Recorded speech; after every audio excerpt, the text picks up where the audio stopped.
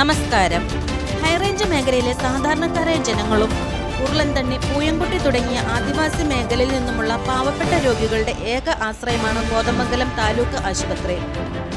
ഇവിടെ 24 മണിക്കൂറും അത്യാഹിത വിഭാഗം പ്രവർത്തിക്കുന്നുണ്ട്. ആതുര സേവന രംഗത്ത് വൻ കുതിച്ചുവയ്പ് അവകാശപ്പെടുന്ന കോതമംഗലം താലൂക്ക് ആശുപത്രിയുടെ ദയനീയമായ അവസ്ഥയാണ് നമുക്ക് കാണാൻ സാധിക്കുന്നത്. ഇവിടെ ക്യാഷ്വാലിറ്റിക്കുള്ളിൽ അനാരോഗ്യപരമായ സാഹചര്യമാണ് നിലവിലുള്ളത്. ഒച്ച, തേരട്ട തുടങ്ങിയ ക്ഷുദ്രജീവികൾ ക്യാഷ്വാലിറ്റിക്കുള്ളിൽ യഥേഷ്ടം വിഹരിക്കുന്നതായി നമുക്ക് കാണാം. ബഹുമാനപ്പെട്ട MLA ശ്രീ ആന്റണി ജോണിന്റെ മണ്ഡലത്തിലെ ആധുനിക സൗകര്യങ്ങളെല്ലാമുള്ള ഒരു ഹോസ്പിറ്റലിന്റെ ദയനീയമായ അവസ്ഥ വളരെ വേദനാജനകമാണ്.